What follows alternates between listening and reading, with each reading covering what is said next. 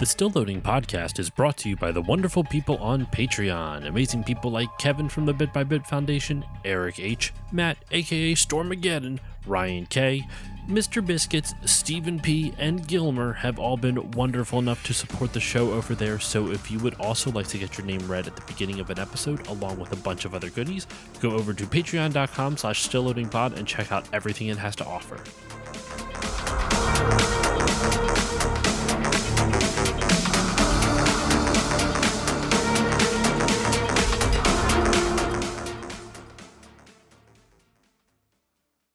On this episode of Still Loading, Jack the Ripper is who?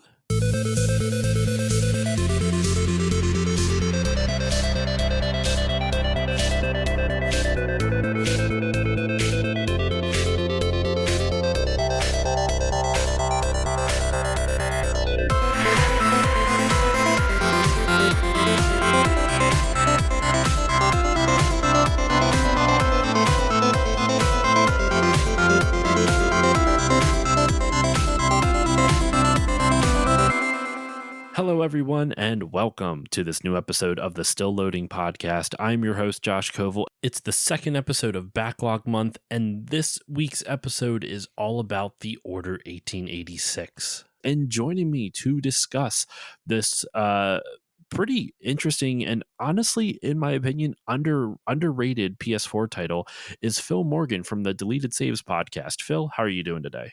I'm doing well. Thank you for having me on. I always appreciate it.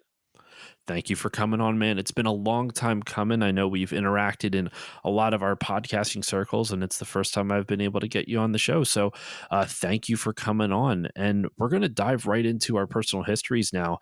We always like to talk about like how we kind of first discovered the game and this and that.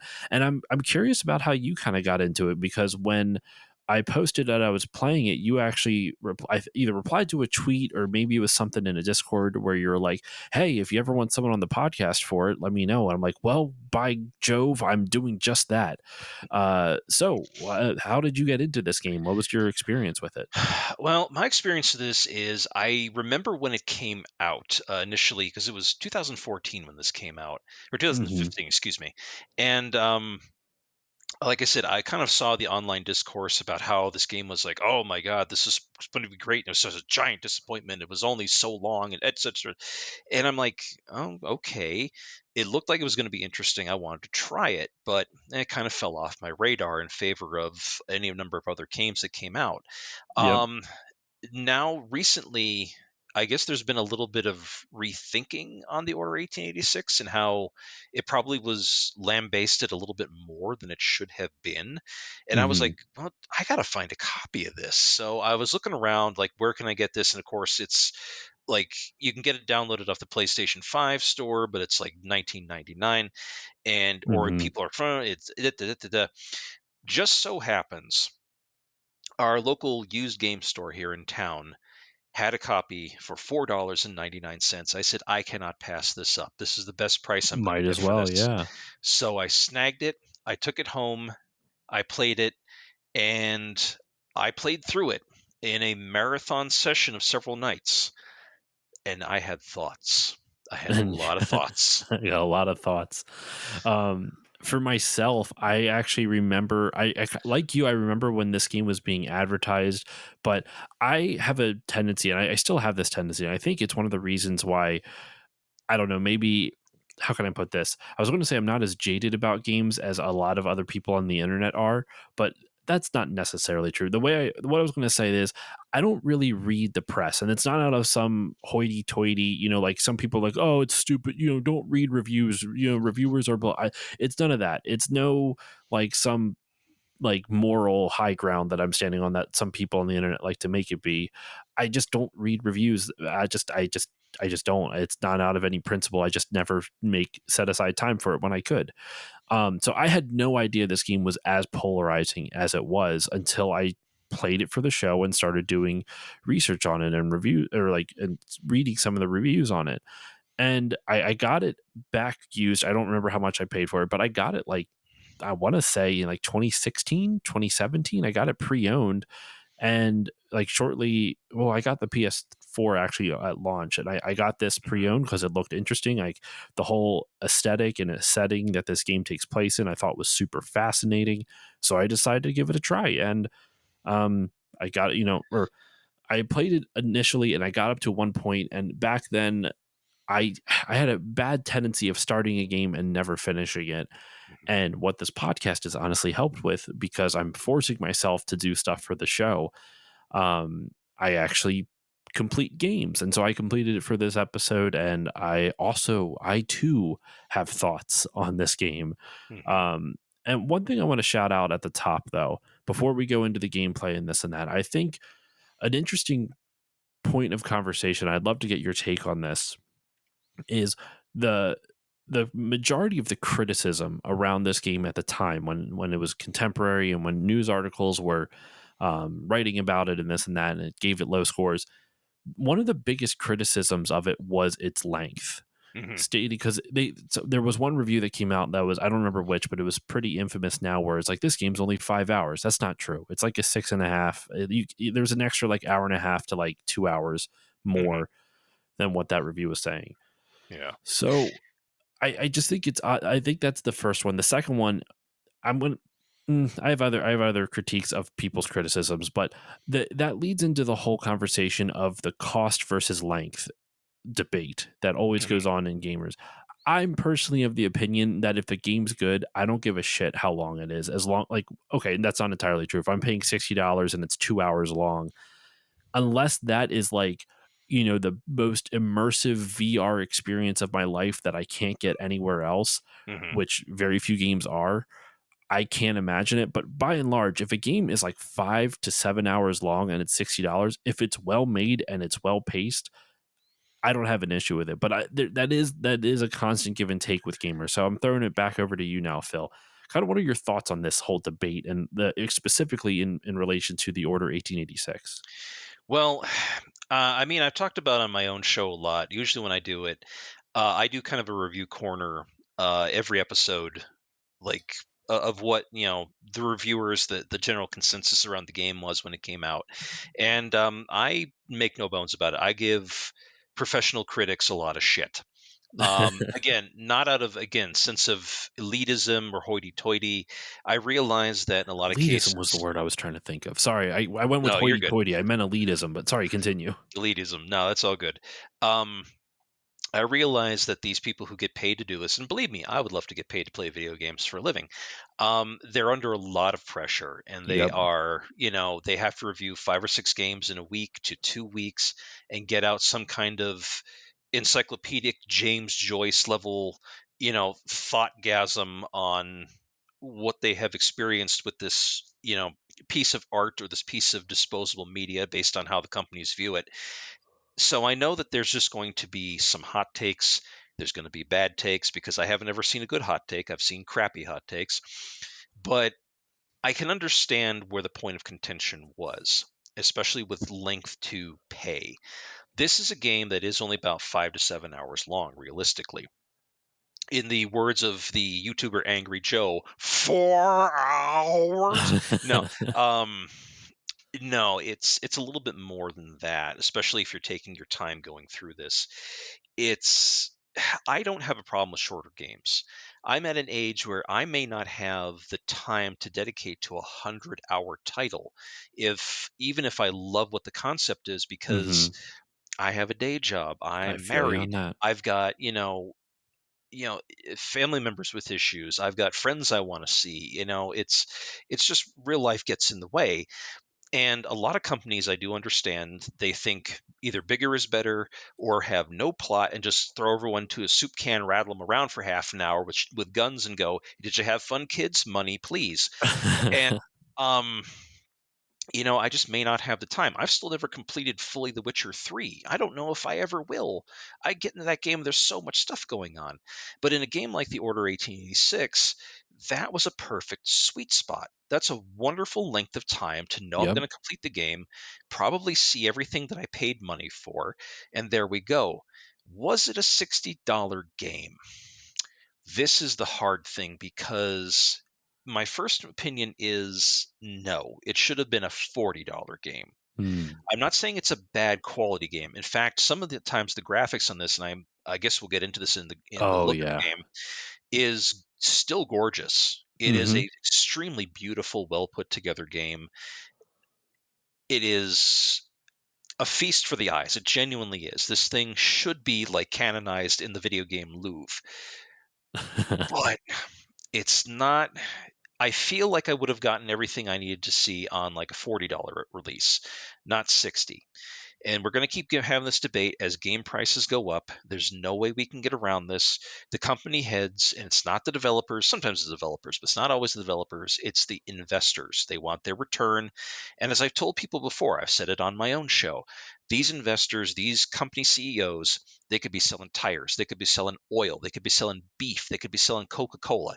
It just so happens that they're selling video games, but they're treating it like any other piece of disposable entertainment, and they want to make their money because they want their golden parachutes, and it's going to pass that on to the consumer.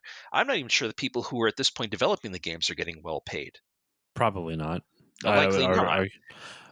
And I just think this wasn't a $60 game, but it had it sold for a lower price of like $39.99, $40, it might have seen more traction. I could see that in terms of the commercial success. I do Hmm. think, I think it just actually highlights something that maybe I was conflating two different arguments. I think, is it worth the price is one debate, right?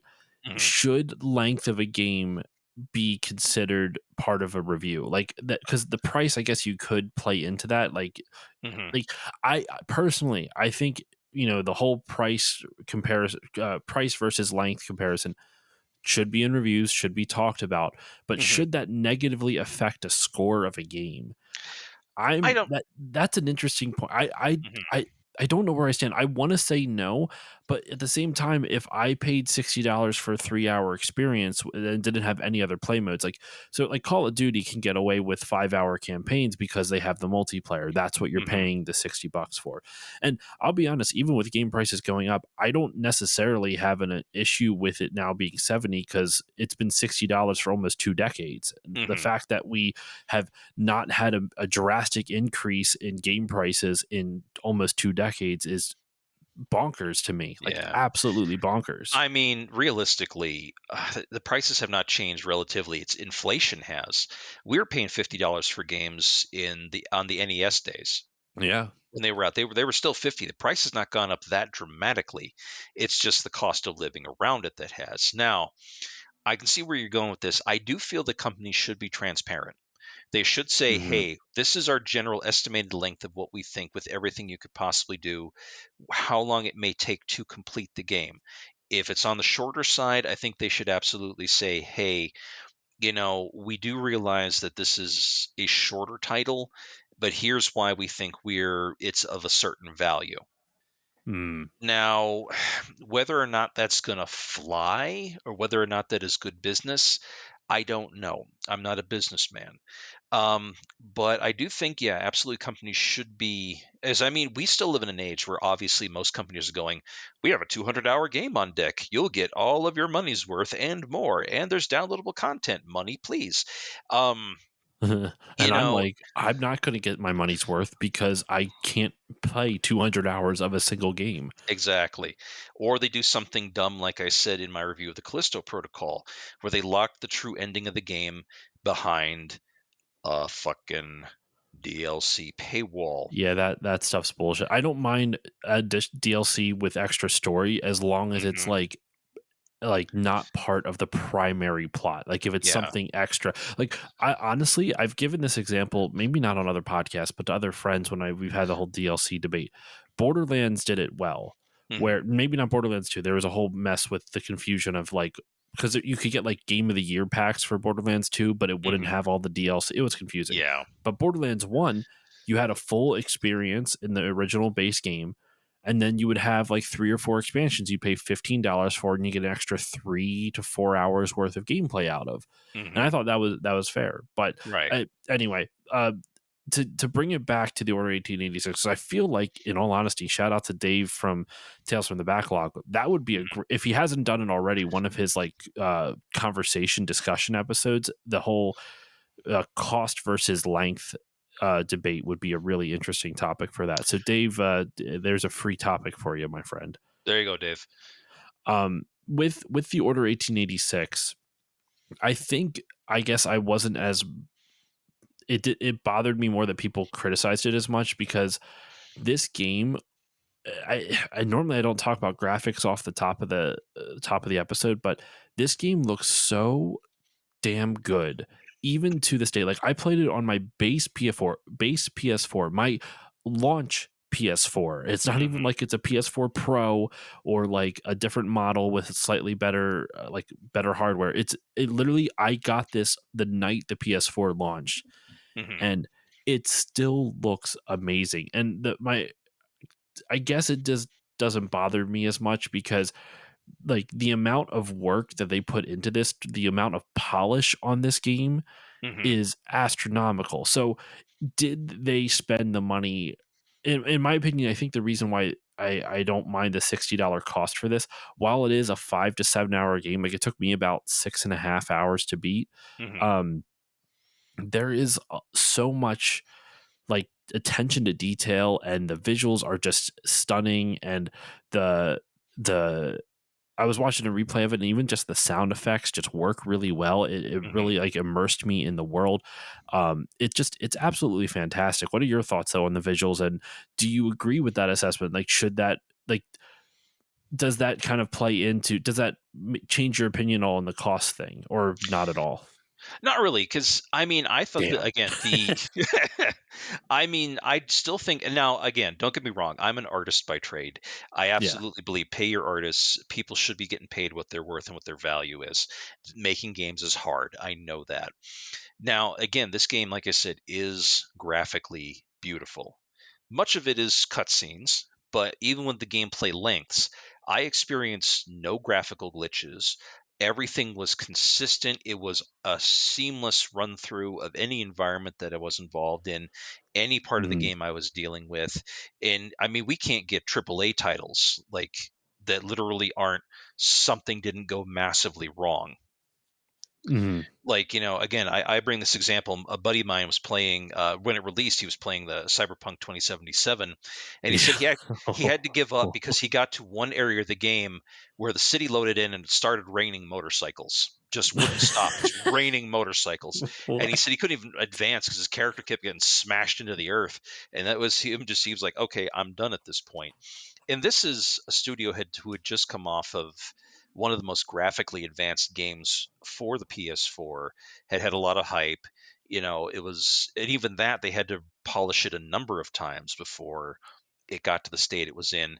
And it seems like this studio just came right out of the gate, ready at dawn, just came out. And although they had a lot of experience, Hmm. it's a beautiful game. It's gorgeous. I that you bring up something that I meant to actually touch on, and I didn't even include it in my own notes I meant to include it in my own personal notes. The studio though, Ready at Dawn, like what did they do before the Order 1886? And they did a lot of cool stuff. In all honesty, they did Daxter on the PSP. They did the Hmm. two God of War games for the PSP. Yeah. They also did, which is funny because I just guessed it on the podcast a couple weeks ago. They ported Okami from the PS2 to the Wii. Hmm. Um, and they also did the God of War Origins collection for the PS3, which I'm pretty sure included their stuff from Ghost of Sparta. Yeah, Hmm. because Origins would have been the Ghost of Sparta and Chains of Olympus. I've played both Daxter and Chains of Olympus on my PSP, and they're good games. Like Hmm. uh, Ready at Dawn, I think, does a lot of cool work, and I'm actually kind of bummed now that they're doing only Oculus Rift stuff. They since the Order 1886, they had one other game on the PlayStation 4. It was a game called Deformers, which was a multiplayer brawler game. Yeah. I've never really played that. That's not my cup of tea. I don't have any interest in that, and that's fine. But Hmm. I think brawler games generally don't sell well. Compared everything compared to Smash does not sell well in that genre. Yeah, I mean, and I'm a big brawler fan. I've talked many times about like, beat 'em ups and stuff like that. The problem is that the independent titles don't sell unless they're a legacy or they're Mm, attached to a bigger a bigger IP, such as Okay. The Simpsons or the X-Men or the Teenage Mutant Ninja Turtles. All of those brawlers did very, very well when they were beat 'em ups or coin ops because they're tied to something. Now, if you have independents like Golden Axe, Streets of Rage, Final Fight, those are legacy names. But if you were a smaller brawler, you probably didn't get traction. And I think Deformers, if it's a multiplayer brawler, I'm assuming they went for like a Smash Bros style brawler, not even like a side scrolling brawler Hmm. like you were mentioning. I don't Yeah. know though. I have no idea. Um, but yeah, so they've done a bunch of stuff. They've been around for quite some time, and their most recent game came out in 2021 for the Oculus Rift. It's Lone Echo 2, Hmm. which like their Oculus games have been getting pretty decent scores, though steadily declining Yeah. in Metacritic scores, if that means Yeah. anything to anyone. Hmm. But this one, the Order 1886, is by far their lowest rated game. And what confuses me about the rating, besides what we've talked about with the length versus cost and all that other stuff, one of the things I thought was weird was it was criticized for being linear, Hmm. and that criticism I don't really understand. I guess maybe actually, you know what, in 2015 the big hotness in AAA games was open world games. Hmm. And it still is for the most part, but like it wasn't until games like Doom 2016 and Wolfenstein kind of got revitalized, because I think Doom was 2016 and Wolfenstein Yeah. was right around that time as well. Yeah. I That think about kind of 2016. revitalized like linear first person shooters. And even Doom is like more of kind of like an arena, like Hmm. linear arena type of thing. But I don't know. I don't have an issue with the game being linear. It's telling a linear story, so it makes sense to have a linear style of gameplay. Like I don't understand why that's a negative. It's hard to say because the concept of linear, for me, ties into a lot of like, and I've talked about this before on my own shows, like tabletop. There's the worst thing you can do, quote unquote, in tabletop games like D&D, Warhammer, Vampire the Masquerade, something like Hmm. that, is you can what's called on rails. Like here comes the train, choo choo, which Yeah. means the player characters have no agency. The storyteller tells the story that they're going to tell, and they're going to tell it by God, and whatever happens to the players, they have no agency. Video game players, in a lot of the same way, feel similar. They want to have agency to change the story. And I can understand that. But again, we're talking about the programmers can only program for so much. They may be able to think through a lot, but trying to make every little, how you interact with the environment, how you interact with npcs, how you may interact with another player, they can only do so much. They only have so much time. They only can far see so many things. And sometimes I think we get a little too stuck on this concept of, oh, we don't feel like we have enough room, it's too linear. Honestly, I think we're due for more of a linear comeback for a game that just wants to tell its I'm all story, for it. has I'm all for it. a great visuals, a great plot, a great concept, tells the story it's going to tell, and gets the hell out without having to worry about, do I need to sequel bait? Do I need Hmm. to do X? Do we have to have multiplayer in a game that's very story focused? Why in God's name are we doing this? Yes, I could see having a little room to move back and forth.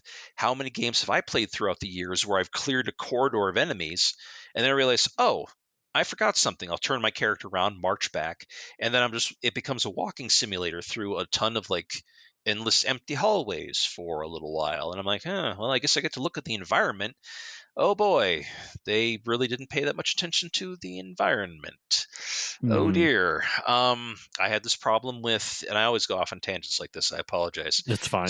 One of the problems I had with Star Wars Jedi Fallen Order is it had great background visuals, but most of the corridors, after I was done, wiping out stormtroopers, were industrial hallways. And I'm looking for Mm. secrets, and it's industrial hallways, and I'm like, am I missing something here? Because people are like drooling over this, and I'm like, huh? I feel like I, I'm a little lost not being more linear. I think the reason I kind of pine for linear gameplay is like that's kind of what I grew up on too. Like, so Hmm. one of my favorite series growing up was the Medal of Honor games, and Medal of Honor is a straight up linear first person shooter. There is Hmm. no ifs, ands, or buts about it. And when you take out enemies, um, and you backtrack, like you said before, it's just empty hallways at that point. Hmm. But I actually kind of liked that, but I think not every game can pull that off, and some of the later Medal of Honors don't. The reason I like that specifically in like the original is like the first mission in that game when you backtrack the first like there's the first mission is like on D-Day. You land and you are a paratrooper and you're in some type of mission, and you eventually get into this French town. Hmm. And as you take out the enemies and you walk through it, when you turn back around and walk through it, you hear all the gunfire. You hear people off in the distance. You see like little flashes of like mortar fire and gunfire off. Like they're never going to come after you because it's not how it's programmed. But like Hmm. it it tries to immerse you in that war setting. And Right. honestly, even replaying it about a year ago or so, it still put me a little unease. Hmm. Like it made me uneasy because it's quiet. It's that cliche. It's quiet, Too too quiet. quiet, Hmm. and so your guard is up the whole time because there was so many times where like I would miss one dude because they're hiding around corners a lot of times and they just don't get to you, Hmm. and so then you backtrack to get some health and all of a sudden a dude shows up out of nowhere and it scares you and that stays with you for a long while because you think you're safe. You've taken out all the Nazis here, but just Hmm. kidding. There's one dude still hiding, Yeah. and I guess that's why linear gameplay never bothered me, and why it didn't bother me with with For the Order 1886 because the story is very linear. But I don't think that's a negative thing. I actually think the story is really good. Yeah. One of the other big critiques, and we'll wait to talk about it when we'll wait to dissect this critique or criticism back at the time for when we get to the story, was that Hmm. the characters don't have character arcs, and like I don't know if I agree with that. I actually just recently watched, I like literally in preparation for this, I rewatched like the final fight with Sir Galahad, and who will not be named because I'll save spoilers for a little bit later. Right. um and there is like a real big like moral dilemma that he's faced with and he has to come to grips with, which to me is character growth, but that's clearly, I don't know, I thought that was weird. But I don't want to go too far into the story just yet. Like I said, we're going to cover that in a little bit, but I do want to get into the gameplay here. Hmm. Um, and because we're talking about how linear it is, I honestly I thought there was one thing that I thought was kind of interesting. And a couple, and the rest is like it's a shooter. It's a third person shooter. The camera's pretty close up on you, but I don't hate it. There's the gun selection is pretty minimal, but it doesn't ruin the experience for me. Hmm. The thing I wanted to say, and then I'll throw it over to you to get your thoughts overall, and we can continue to discuss, is this game has an interesting blend of quick time events with the cinematics, where I've seen other games do quick time events, and like God of War is famous for them, Hmm. the original God of Wars, I should say, and this game I don't hate the QuickTime events because they blend it pretty well into the cutscenes. It makes it feel pretty cinematic, and they do different things with the QuickTime events where it's not just okay, hit X when X pops on the screen, okay, hit square when square pops on the screen. It might be you have to use the left joystick and move the reticule over to a circle on one part of the screen and then hit the button that appears. Other times it might ask you to do like hit the joystick to the right or to the left or go up or down or maybe sometimes a combination. And I liked it because it wasn't just a generic um, QuickTime event. They actually tried to make it make sense to the actions that are happening in the game.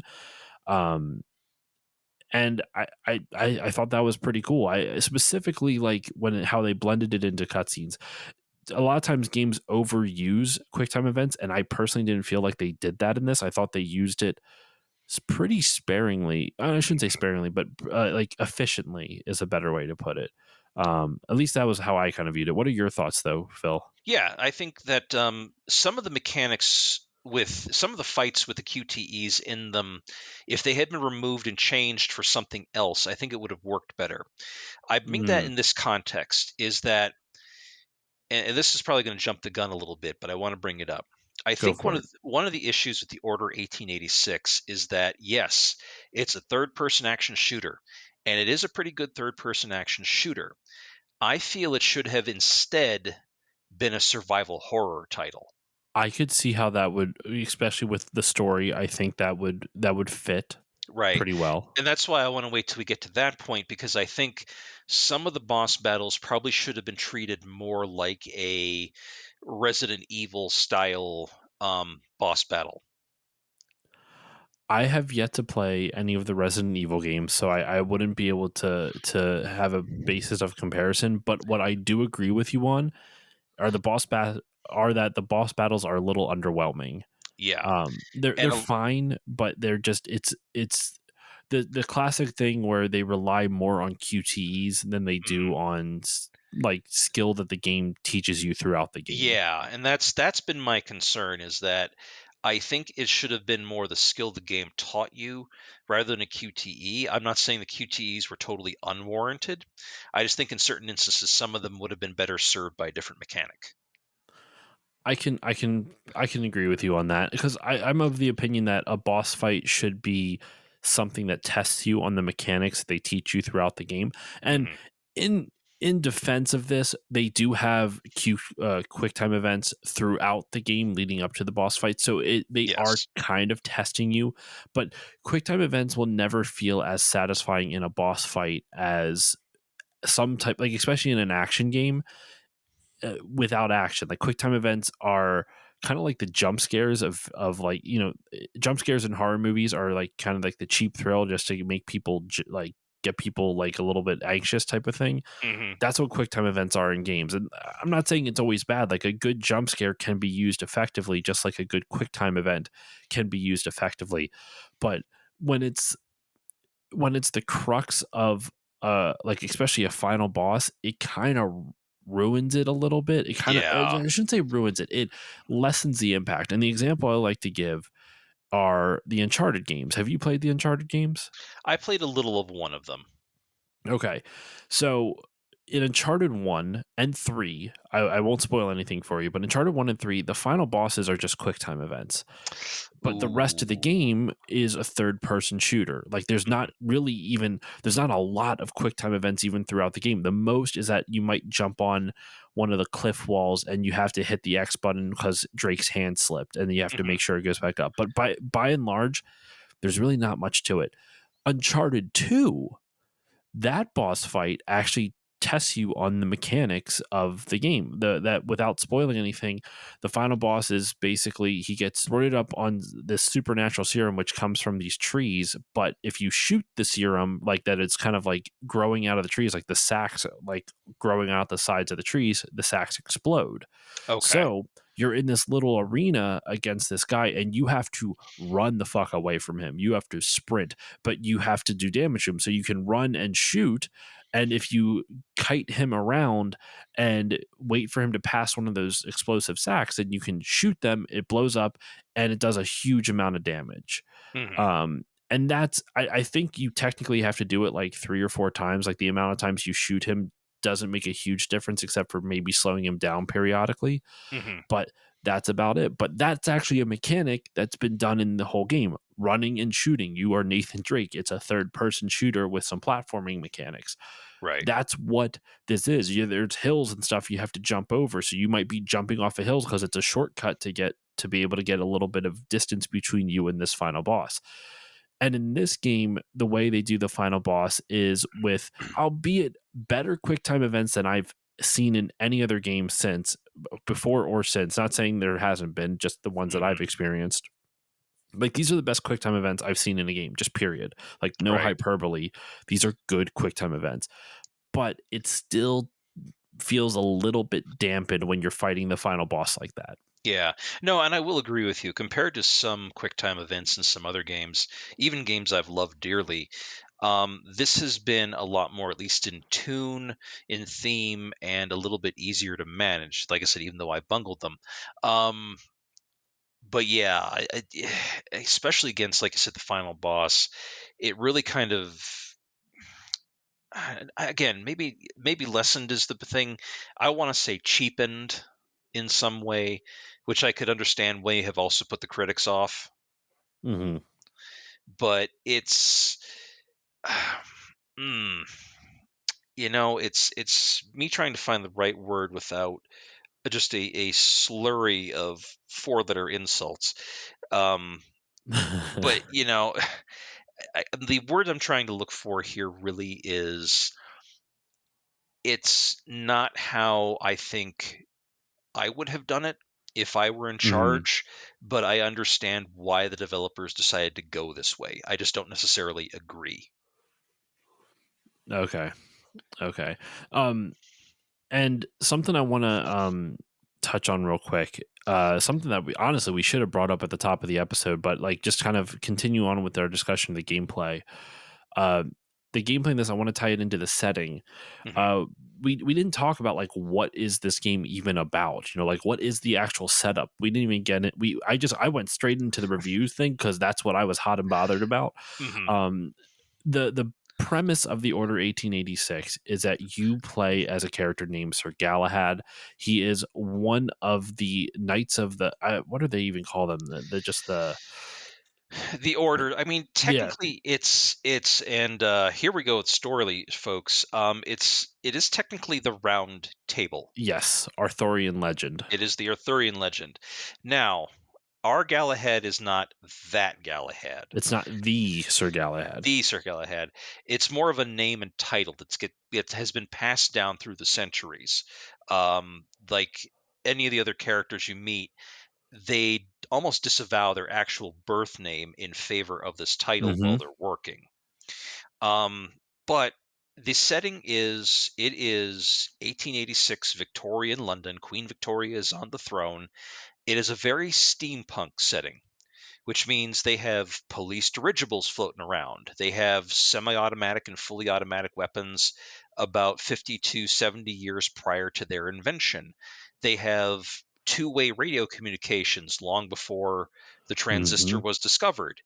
It's very, one of those things. It's archaic technology we would expect now in a time period it didn't and shouldn't exist. It's like steampunk, sort of. It's like Yeah, steampunk. it's the steampunk mentality, but applied to well, and actually, they basically have like almost like the order is kind of like the MI6 of the Victorian era in Hmm. this like fictionalized version of Britain, where their quartermaster is Nikola Tesla, which is Yes, kind of a exact and a fun young little Nikola thing. Tesla, not like the old Yes. version. It would have been him at this time. Now, I love steampunk fantasy. I love steampunk settings. I know for a hot minute in the early 2000s, everyone was doing it, and then it kind of went away. But I just think it's a fun setting, and it's a fun take on both sci-fi and fantasy tropes. And believe me, we've done every sci-fi and fantasy trope to death. This just Hmm. happens to be one of my favorite. And it's one of the reasons I wanted to give this game a shot, because I Mm. wanted to see what their interpretation of this time-worn concept is. Because a lot of steampunk also ties in historically to the real world. It's very Yeah. much based on, well, this is prior to World War One. This is a very specific time period that encapsulated the point at which England owned much of the world, but also the Wild West was going on. Yep. While there was multiple revolutions around the world going on before World War One, and a sort of big what if they did have the technology we had today? What if they did have computers? What would those look like? What if somebody said steam power is the only thing we will ever have, and now had to build these big archaic pipe organ machines all over the place Yeah. to have the same type of I'm stuff we have now? I'm kind of with you. I'm a sucker for steampunk, and I like you bring up a good point where there's smatterings of historical fiction almost always in steampunk. Yeah. One of the genres of fiction, both writing, reading, and games I've gotten into recently, that I find makes sense to me, is called black powder fantasy.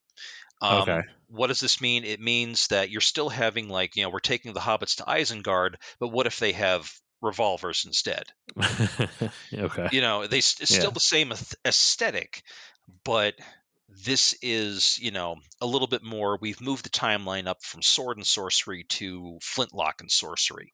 Um, Mhm. an old CRPG I often consider another foundational game of mine, even though it was wildly buggy at the time it was released, is called Arcanum of Steamworks and Magic Obscura.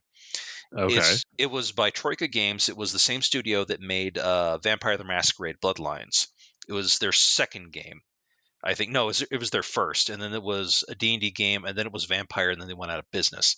But the concept behind this game, and again, if you want to know Troika, there's some of the dev team that came up with the original Fallout's 1 and 2 before they Oh, became okay. their own thing, is a fantasy world like literally humans, elves, dwarves. Here we go, high magic. We're going to quest to kill the dragon. What happens when that moves into an industrial age? It's almost kind of sounding like if I've not watched the entire series, but like Legend of Korra, Yeah. where that's all steampunk and kind of like in a 1920s kind of vibe to it, but it's also there's still there's a lot less. Oh no, sorry, it's they turned it into sport. Like benders are sport now, which is kind of cool. hmm But anyway, that's a whole different Yeah, side but topic. that's and I've kind of looked at a lot of steampunk video games that have came out kind of through that lens because Arcanum came out in 2001. It really was kind of revolutionary for its time. Then a lot of other people jumped on it. So when I see the Order attempting their version of steampunk, it's like, okay, we're still keeping it real world, but we're very much what happens when, Victoria's on the throne. We have everyone still, I am Sir So and so. Here is my blade, and here is my gat. Boom, boom, boom, boom, boom, boom. And and how are we handling this exactly? Yeah. And the way that they show it in terms of the gameplay, just to bring it back to the gameplay before we can kind of continue on with the story and setting, because honestly, I like the gameplay, I like the QTs that we already talked about, but the most interesting thing about this game is its story and setting. Like Absolutely. they really build a really fully fleshed and interesting world, and it presents itself. This is good game design, in my opinion, where the weapons you choose, yeah, you get kind of like fictionalized weapons, like guns of around that time, but even you get some crazy, unique, like quote unquote, that I'm going to call quote unquote science guns, hmm where it like Tesla builds you like a lightning bolt gun that just you hmm can just literally incinerate people with Yeah. the thing. My favorite It's one that cool. he did was with the one where it sprayed phosphorus dust everywhere, and the second shot was an igniter that turned Yeah, everything into like on fire. Just it was a sea of flame. such a cool mechanic. I love it. And the way that it fits into the plot and everything. So actually, we never even finished going over the setup.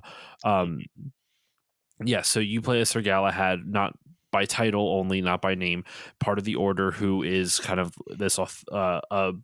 this Victorian version of the Arthurian Knights of the Round Table.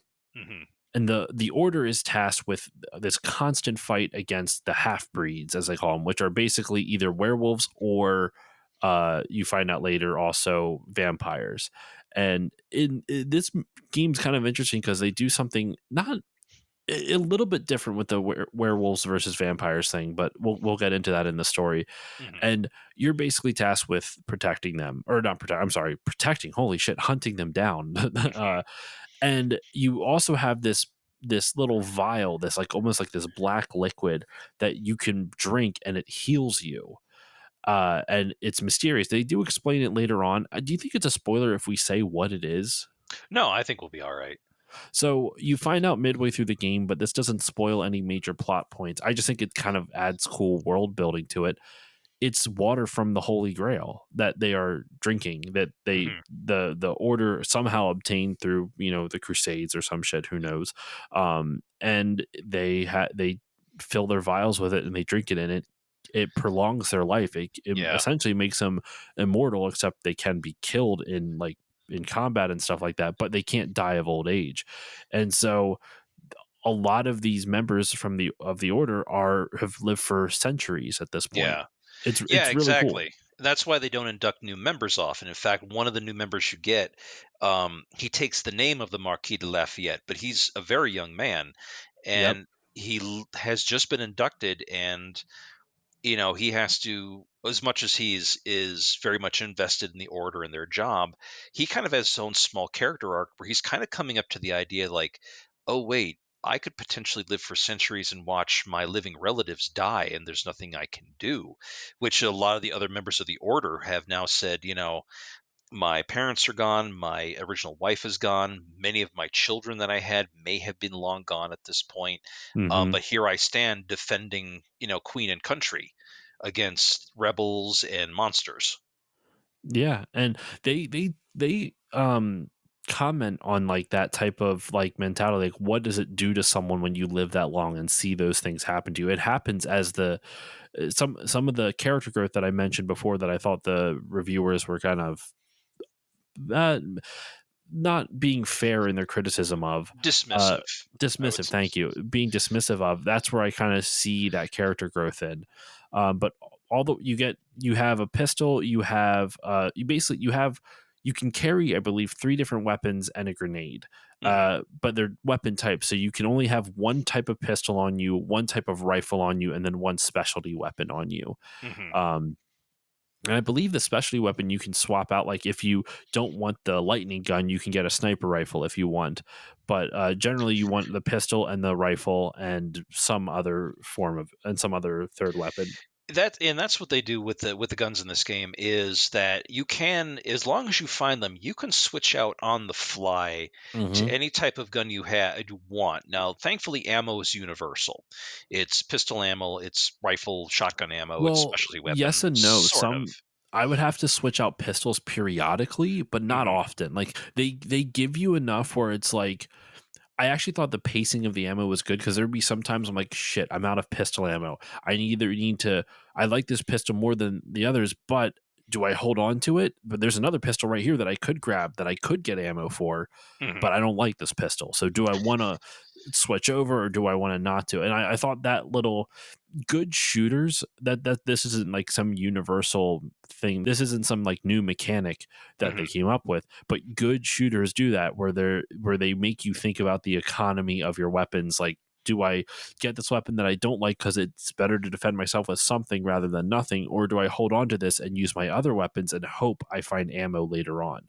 I always kind of like that balance they strike. Yeah, and I mean, the weapon types are pretty neat. I can see many of them are based on real world stuff. Some of them, obviously, the specialty science weapons are fantastical, but you do have to sometimes decide, okay, what am I going to use? Because I have three pistols laid out in front of me. One of them is a simple, standard for the time revolver, which is pretty simple. One of them is based kind of like on a Luger, where it's a semi-automatic, and pew pew pew pew pew. And like one of them later in the game, you start finding guns left over that are modified American full six-shooter revolvers that go off like mini cannons. Yeah. Um, Even your rifles. Am I going to have a standard hunting rifle? Am I going to super scope with a sniper? Do I take a double barrel shotgun? Do I take a pump shotgun? How do I want to handle my economy? The science weapons are the same. Do I want to shoot lightning? Do I want to shoot fire? Um, and you might have to decide, kind of pick your favorites. Like, which do you want to go in? Or if you know something is coming up that one weapon might be better in a certain situation than others, you can sort of swap them out and see how it does. Hmm. And it it makes it fun to try out all the different weapons. By the variety is nice enough. Is Mhm. what I was going to say. It's And nice you will enough. find your favorites. You will find your Yes, favorites. I personally am always a fan of like a semi-auto rifle. It feels nice. I never like the big bombastic things like shotguns. I never enjoyed shotguns in games Okay. unless it's like a close quarters game. But even that, a close quarters combat, which there's a decent amount in this game, but Mhm. shotguns never do it for me. I don't know what it is. Yeah, the semi-auto, like the big semi-automatic rifles, I didn't have fun with. I was always a shotgun guy. I mean, I'll go Ah. clear a field. However, they do give you a like it basically is a Mac 10, essentially an 1886 Mac 10, that if you want an automatic handgun, you will get that. I found that one to be the nice balance against the shotgun. Was okay, I can still spray with a handgun, and if I need to, I'll dump that and I'll get one of the big revolvers and go, Hmm. oh, you're still standing? now you're and not. then you finish them off with a shotty, Yeah. or vice versa. Yeah, no, the weapons are pretty nice in this overall. They do a good job. I think the science weapons, as I call them, are a nice addition because it kind of breaks up what would have been a generic shooter into something at least unique, not unique, but interesting, I should say. Hmm. And it adds a little bit more character to it than you would have gotten otherwise. Um, we already talked about the boss fights. Generally, the boss fights in this, there's two kinds of boss fights. One is a quick time event heavy thing where generally you're fighting some type of half breed, Hmm. or it's just an arena shootout. Like I know that's not.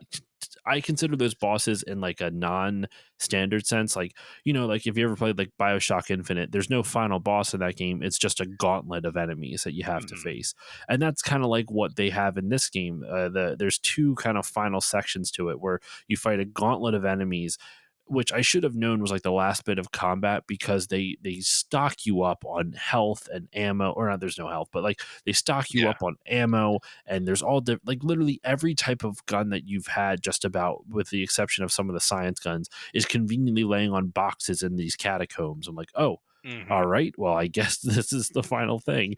And then you shoot that all up, and then you go to the final boss, which we'll get into the spoilers for that in just a moment. But yeah, the boss fights are fine. I would say the gameplay itself is varied and interesting, like in terms of like all the different situations they throw you in for shooting, like for firefights and stuff like that. Yeah. But the boss fights still are a little underwhelming. I don't know. I like the gameplay a lot. Like I do think that they could have let it gone on, like whether if the story, if they could, if story permitting, because obviously if you pace the story shittily, then it's going to feel weird if you make it longer than it needs to be. Hmm. But the gameplay loop is fun enough, which is tough in shooters, to that I feel like it could have gone up to like a 10-hour game. They could have added like 3 to 5 more hours worth of gameplay to it, and I would have Right. been fine with it. Because like, what is it? Doom 2016 is like a 15 to 20 hour shooter, and it doesn't feel like it lags. Yeah. And No, that's hard to do. that game was smooth as butter. I mean, Hmm. just wow. And not all shooters can do that, like Call of Duty. I like Call of Duty well enough. Like I liked Modern Warfare, but that game shouldn't be more than 5 hours. Like No, that not really. that's a campaign where the type of shooting, the gameplay loop that they make you go through in that shooter really is only suitable for a 4 to 5 hour campaign, and then obviously multiplayer, because it's a different experience every time. But if you're talking about just straight up single player, I could have used it. I would have liked this game to be a little bit longer, not because I think it needed to be because of the Mhm. price, but just because I liked the gameplay enough. Like I would have kept playing more of it. Oh yeah, no, no, no. I think the gameplay loop itself is fine. There are for me there was a couple of frustration points in some of the shooting arenas, but other areas are like, wow, I actually don't think I've encountered this before. This actually genuinely feels unique. I liked Hmm. what they had going on. I liked the concept. And, again, it's also a game where your health does regenerate over time. If you take too much damage, the screen goes black and white, like you're about getting ready to pass out. But I don't have a problem with regenerating health games. Especially in a shooter. I'm not bothered by that. And I think it was a nice compliment where you can just kind of duck behind a little cover, wait a minute, let the enemy waste their seemingly endless ammo, and then just kind of rethink your strategy. Yeah, and I'm with you. I don't mind shooters that have regenerating health. I like that now there's more of a mix instead of all of one thing and all the other. But Hmm. it and also like the game isn't like, when you get hit by some shots, like you feel it. Like there's Yeah, some pretty heavy thumping to it. Like it has a really kinetic isn't the right term because kinetic means motion, but like it's visceral. That's it. yeah, it's It's got a visceral. very visceral feel It's to it when you get they're hit. meaty. When bullets are Mhm. hit, even if they're thumping, Some meaty chunks right there. yeah, if bullets are thumping off the environment, you hear them. Mhm. They ping, they zip past, twang, smash into the concrete. You know you're getting shot at, and you really do not want to get hit. I mean, large. by and large, you're probably going to get clipped unless somebody comes up with it. You get attacked by someone with a shotgun, and then it's going to get messy real fast. But um, the gunfights do oftentimes feel dangerous. Hmm. One other thing I want to talk about before we move on to the story, the set pieces. I love what they do with the set pieces in this game. Hmm. What I mean by that, there's a burning warehouse in one section. The airship is one of my Oh favorite yeah, no, levels. that airship was actually awesome. That airship legit was Fantastic. very cool. And what I like about it is that they make the set pieces organic to the story too often. And I referenced Uncharted already, and Call of Duty does this as well. They pick a set, they design this, they design all the set pieces first, and then they work the story around the set pieces. Hmm. That I don't have an issue with that design philosophy inherently. I think it actually worked pretty well in some other Uncharted games. But when you do that and you pigeonhole yourself into that, where you need this set piece in here because you've already devoted either too many resources to it, or too much time to developing it, or this and that, Hmm. then you have to find a way to get the plot to shoehorn it in. And Yeah. Uncharted 3 had a really infamous one, in my opinion, where the gameplay was fantastic. One of the most memorable moments for me in an Uncharted game, where basically you are platforming on a capsizing ocean liner. Like the ocean liner is steadily like tipping to the side, and you are, as it's sinking sideways, you have to like crawl up hallways by opening doors and stuff like Hmm. that. Really cool and interesting idea for like platforming that's like really, I don't know, like it just makes it really fun and interesting. Um but the problem with that platforming segment isn't the gameplay at all. It's the fact that in the story, Drake suddenly gets captured, and they're like, "Well, we're going to give you to these pirates." And so then you go into these pirates who have no other bearing on the story. Like the villain's just like, "I'm just giving you to these pirates." Hmm. And then when you escape from them on the ocean liner, you wash up on the beach of the city that you were initially kidnapped in. And he even says, "Oh, that like." Shout out to Naughty Dog's writing for at least acknowledging how like contrived that is, where they go, "Huh, that's convenient," but it's Hmm. still not good writing. Versus in this, like the airship, seeing this airship like set piece, it's one of the most pivotal parts in the entire story. Yeah. And they it's such a cool set piece, and it lives up to its hype both in gameplay and in narrative. Yeah, exactly. In fact, that airship scene kind of foreshadows some of the larger plot that the eventually the villain will reveal, um, and how it could be disastrous. And like you said, another good one was the burning warehouse later in the game, where it doesn't start out burning, but by the end you understand why, and it's a really important set piece for the whole thing. Hmm. Now, I will say there's a couple alleyways in that game that I wish they could have zhuzhed up a little bit and made Of yeah, course. a little bit more. And we did have our obligatory sewer slash underground level, um, as we so often do in video games. But I'm really not going to knock the game for those areas where it's kind of like we got to do this. It's part of video game lore. There's another one across, I forget which bridge it is in London, but you're having this ongoing gun battle on top of this like well-known bridge against some of the rebels in the game who have, Hmm. giant like carts and everything are tipped over, carriages. You're trying to do this. They built a barricade. That was actually pretty fun. It was an enemy gauntlet, but it was genuinely fun. Yeah. And they're like, and even the way they space it out, where they have good balance between when the action needs to happen, and juxtaposition. That's the word I'm looking for. They have a good amount of juxtaposition between, specifically on that bridge. Even you have like a small gauntlet of enemies, and then like 30 seconds to a minute of just like, all right, take a quick mental break. But by doing it in those short segments of rest, it keeps the intensity up, but allows you enough of a breather where you don't feel like you're gasping for air, if that makes sense. Yeah. I think a lot of action games really kind of make the mistake one way or another where there's either too much time between action set pieces, or there's literally no time. Yeah. Where it feels like you're at, like, you're in the action game equivalent of realizing you've landed at an airport and you have like 2 minutes to get to your connecting gate, which is the other side of the airport, and you Hmm. have to run from, like, I just got off this massive encampment. I got to run like hell and get to the other thing just in time.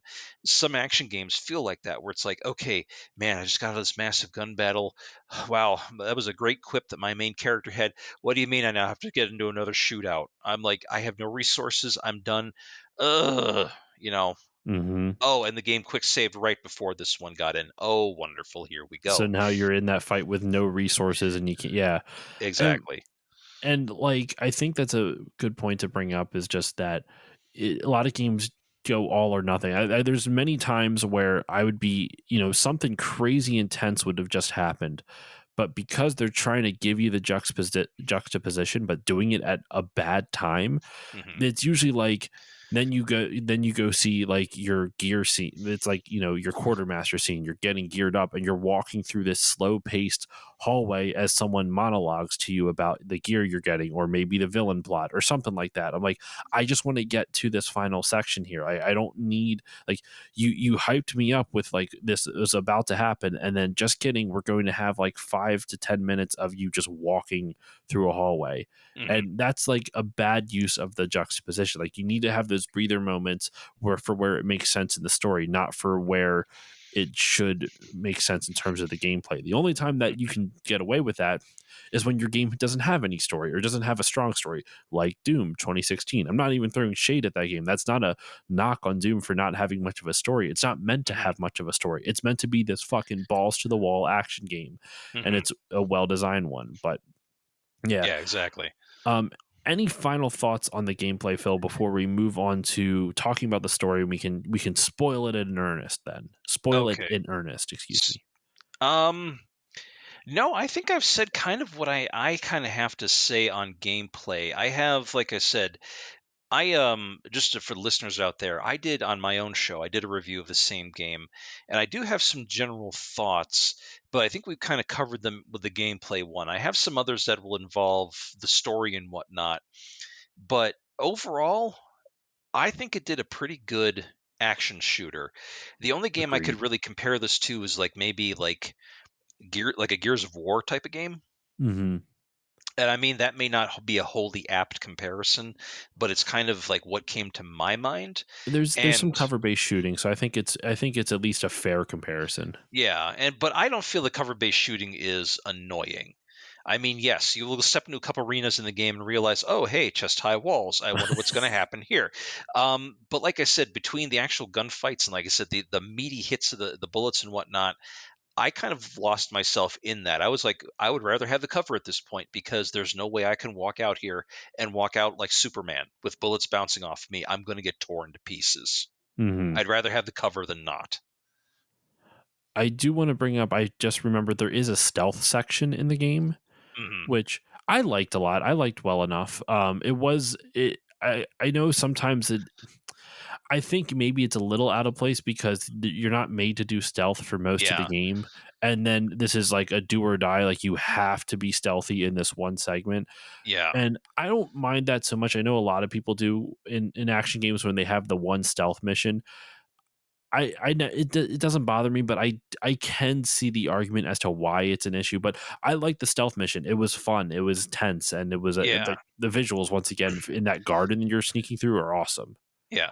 Now, I should note for the listeners, if you haven't played this game, Sir Galahad, who you play through the majority of the game, does have a knife. He clearly has a knife on him. It's mostly used in the boss battles, but I mean, if they were going to make stealth a component, I would have liked it to be a part of the regular mechanics, so that you can choose to decide Hmm. how a gunfight starts. Do you want to come in stealthy and like maybe knife a couple guys and then surprise them? Or do you just want to say, oh, okay, there's the dude, bang, and not bother with it and keep going? That I would have liked to see maybe a little bit more of. I could agree with that because otherwise it's kind of like that thing that we said before with the boss fights. Like, if you don't practice, if they don't get you to teach, if they don't teach you those mechanics, and then they have a whole section that's almost like a test of those, it feels Mhm. kind of like a little unfair. Yeah, because that's kind of what did with the boss battles, the QTEs using the knife is like I literally can see this big Bowie knife strapped to my character's back. He never removes it except in a few cutscenes, and now I have to rely on this as my Mhm. primary defensive weapon. I wish I'd had a little bit more chance to actually utilize it in the field and see how I felt about it. I did use some like close up combat a handful of times, but Hmm. the game actively incentivizes you to not do that because the bullet hits hurt so bad. So it's Yeah. like if a game incentivizes you to not do something and then tests you on the thing that it incentivizes you not to do, Hmm. it's a bit of a flaw, but it's Or such a minor flaw. But I like the mission, but it is kind of like out of place. Yeah, or like a QT where if like you run up on an enemy because you have a run mechanic in this game you can use freely. If you Hmm. like charge up on a guy and you get in a close range where he can't fire on you, you have the option to pull your knife and stab him or something like that. Would have Hmm.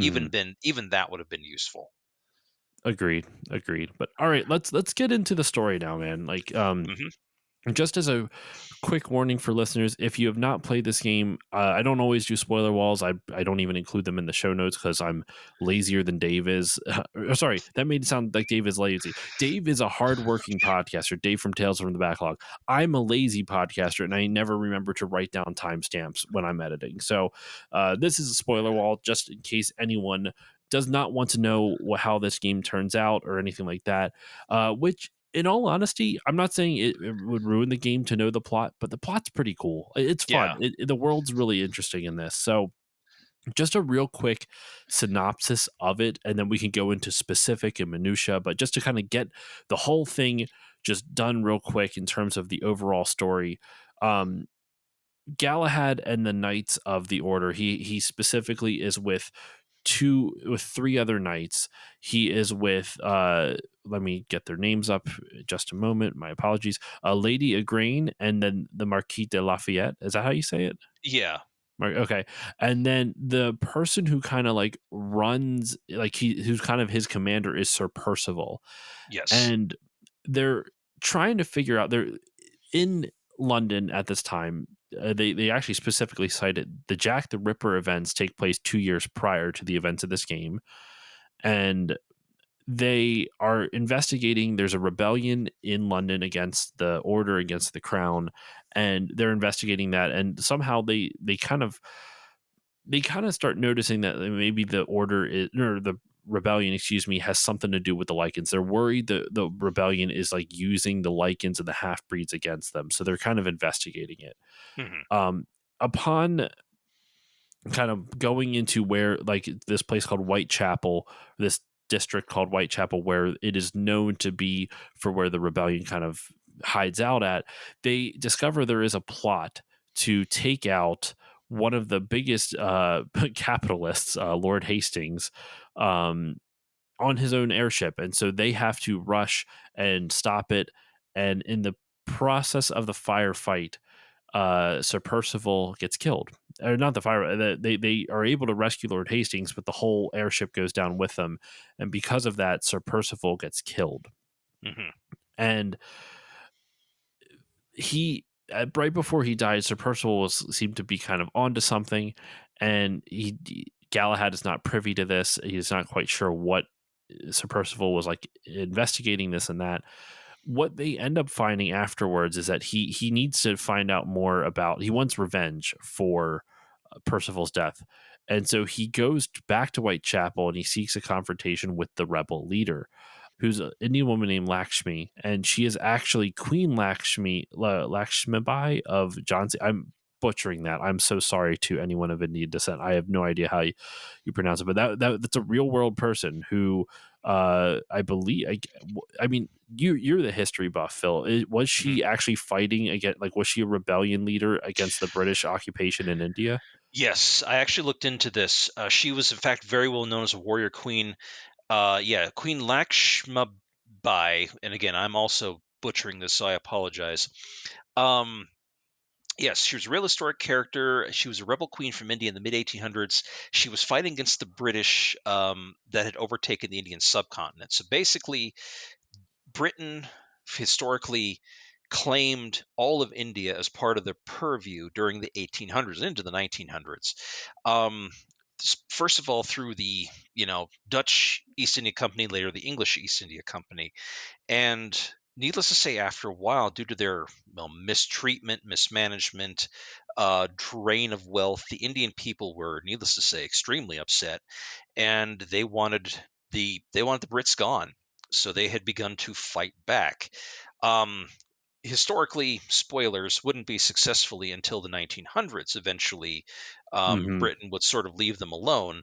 But in the case of that, India then later restructured itself to very much fit British style government. Needless to say, we did the same thing in the States um, post the Revolutionary War. But yes, she is actually a real person. Oh, that's awesome. That's really cool. That's one of the things I like about this is that they weren't shy about saying, "Hey, let's actually throw a few historic figures you may have not heard about in here." And they kind of like throw a little bit of shade at the whole, like British Empire with this whole thing with Eh, I mean, very much so, I would say. yeah, no, and Galahad is like, "Woman of Indian descent, you will listen to me, for I am the superior white man." She looks at him and she says, it basically comes out as, "You're a moron. Hmm. You have no idea what you're doing. Oh, and by the way, spoiler, she actually produces one of those little vials that Galahad has, and he said, which knight did you take that off of?" And she's like, "I didn't. I was gifted it by one of your own." Yeah, and you meet your one of your own, or the knight she's talking about, but only briefly. He's only in there for a little bit, and that's Sir Bors de Ganis, I believe, is Yeah. the knight.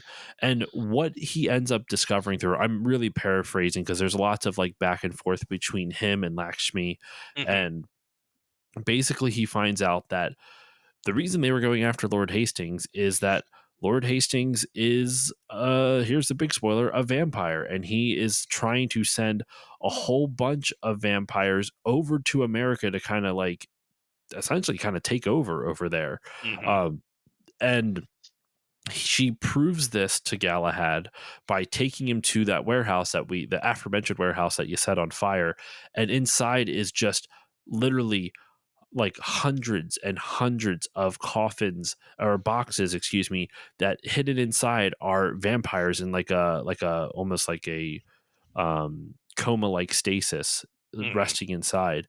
And Galahad's horrified because he doesn't know who to trust in the order at this point. He doesn't know how high up this goes because if Lord Hastings is in on this, like who else is? And he confides in one person in the order, and he's while all this is happening, he's not telling any of the people who actually care about him in the order. Hmm. Lady Igraine, the Marquis de Lafayette, like I'll just call him Marquis. Um, he doesn't tell them any of this. So when Hmm. he starts like things that appear to be treasonous, they are conflicted as well. They don't know, like especially Lady Igraine, who you can tell has feelings for Sir Galahad. Oh, Um, absolutely. but doesn't like he has no interest at all. He's like, queen and country, it's all in the line of duty. um and that's where some of the character growth is. It's kind of interesting. Some of the characters are I like that a lot. You also find out that or Lord Hastings is also he's a vampire who, when he was feeding on people, they kind of attribute that to Jack the Ripper 2 years prior. Hmm. He is Jack the Ripper. He was the one that did all that to people, Yeah, in fact, which is a he cool little bit. he outright states it. Says, "All that stuff you wrote about, I was the Ripper." Such a cool little like it's Hmm. not like a huge plot twist, but it's a cool world building twist. Right. And the problem is with Sir Galahad is it's not just he loses Sir Percival, who you find out kind of like early on that Sir Percival is actually the one who inducted Galahad into the order over Hmm. 150 years ago at this point. And he was quite long lived himself. That their boss, who is the court of, like, he's not like the Arthurian, but he's like runs the thing in Arthur's stead. Yeah. On the day that one day Arthur will return and the knights will have the round table again. Um, there he's very queen and country. There's the order is pure, nothing can ever Hmm. go wrong. We are always right, etc., etc. Well, one of the side effects of this a serum that they drink is that they can't really have kids. So Mm. this lord has adopted two children. Lady Green is one, and the other is his son Sir Lucan. Seeing no one else in the order he's not sure who he can trust, Galahad starts talking to Sir Lucan and says, "Hey, this is what's going on, and we think Lord Hastings is hinky and he might be a vampire." And Lucan's like, "Well, we should go investigate. Take your finest men."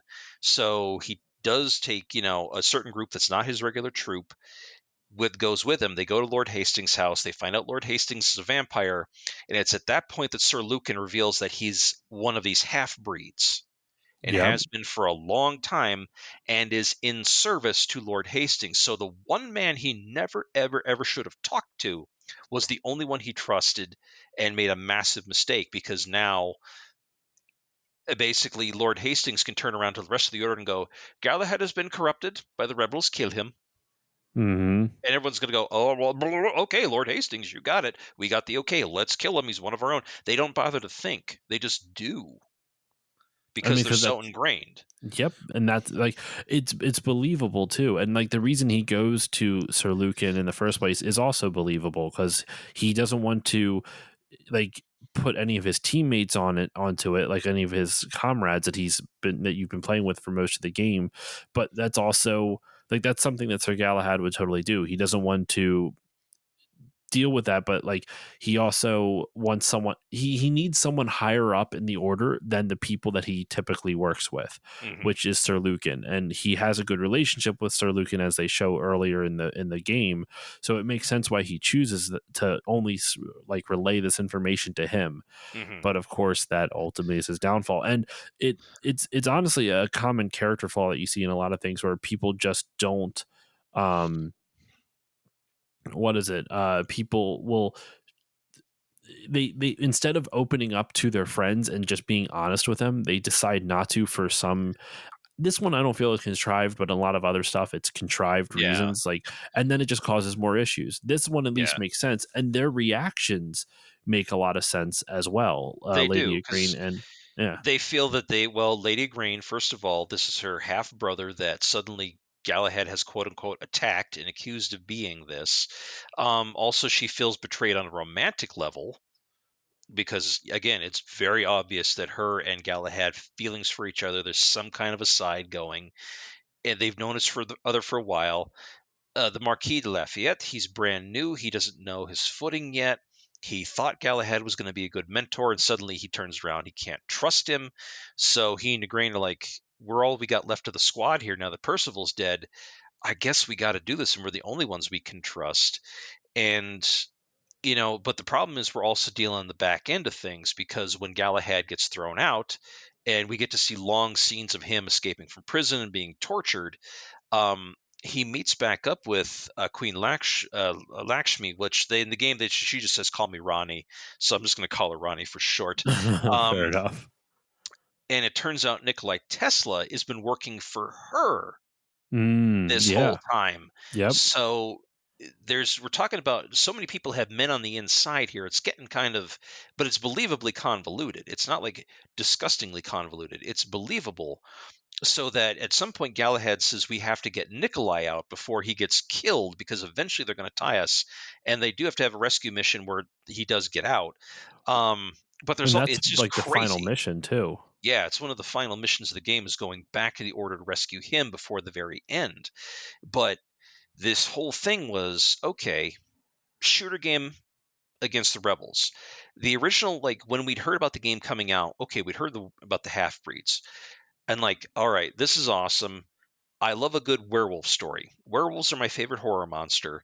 Hmm. Any story where they're involved as the bad guy or the good guy, if you want to play as them, I am down for. And then all of a sudden we dump this. Oh, by the way, there's vampires too. The werewolves are working for them. You, uh, Ready at Dawn and the critics at the time buried the goddamn lead that this is a werewolf versus vampire versus Arthurian knight story. Right. I really wish the press needed to make this vocal. If somebody did and I'm missing that, I apologize, but they needed to bring this up this may have drummed up a lot more attention when all of a sudden it's like, the descendants of Arthur and the Round Table have, phosphorus guns, and now they're hunting the undead through the streets of London who have a plot. Like, what's a more badass setup than that? Like, I can't think of one. Like, that's such an awesome idea. And you're right, they buried the lead. Like, there was a lot of interest, and that's why I was saying in the non-spoiler section, they set up so many interesting things in this. Like the Order essentially being like steampunk MI6 with Mhm, Nikola Tesla as Q. That would sound so stupid the way I described it, but the way they actually incorporate it and bring it into the game is mhm. super fascinating and interesting. And they add like the politics of the Order actually go into place, so like you come into play, excuse me, so you actually have to, you feel like it's a little bit more real as opposed to just the Orders acting unfettered. Like Yeah. to give a bit of example, I mean, it's been a long time since I've seen the Star Wars prequels, or like the, the, I guess they prequels, The whatever, prequels, yeah. the prequels. But the Jedi Temple, they were supposed to be independent from the Senate or whatever, and they always felt like that, even though they weren't. It it never felt like they, for something that's supposed to be so interesting, it doesn't feel that interesting in those movies. This, Mhm, it feels like by having them be very much connected into politics, which would be like a real world thing. mhm. Politicians, if you have this secret order that has sci-fi weapons and they can act on your behest, you goddamn better believe there's going to be politics involved with that shit. Yeah, Like, absolutely. I mean, it would have been, like I said, the politics at the time were very volatile. They still have the queen, but the queen is, a separate thing from parliament. Much of the world is under their control, but there's rebellion left and right. There's a country that Hastings is trying to ship all the vampires to take over, who barely at this time, less than like a little over 100 years earlier, had broken away. mhm, That, while again was just a series of colonies, they're on the rise to being a world power, competing against the British. They're having, that meaning us in this case, the U.S., having trying to claim land, doing their own manifest destiny. Things are going on. There's weapons being developed on their side that are different from what the Order has, that they're taking a look at. There's the whole subcontinents trying to break away. There's politics and interest, in stuff brewing on in continental Europe and Africa that they all need to be worried about. And now you have this plot where, oh, there's a master vampire that has just thrown his lot at it and said, "Nope, I'm going to shoot for world domination while I'm at it too. yep. Here's my werewolves." How did the people of Here's my werewolves. how do the people of India face in this? Because Ronnie comes in and says, "Why do you think I'm here, you idiot? We've been fighting the vampire scourge for centuries. Yep. They just showed up here. We're trying to save your asses, even though you hate us." It's just so cool. Like I don't know what else to add to it. It's just there's so many layers to it, and to tie to bring it back to the whole thing of like there's no character development, because like Hmm. all these characters are everything you just mentioned, Phil. Like Yeah. like Lakshmi, super interesting character. The fact that she's been fighting the vampires and lichens in her own country for years, for decades, and despite that, despite the fact that she can't stand the British because what they did to her country, she Hmm. knows that if she's not here to help it, it will make the world will be gone. So she puts aside her own issues to do that. That's an interesting character. Sir Galahad, the thing I teased at the beginning of the episode, especially at the final thing of the game, where he basically, the final bit is that he has to kill Sir Lucan, and Hmm. he's questioning, like, why would you do this? Why would you betray everything that you fought for? Like, we've been fighting this together for forever. Like, why would you do this?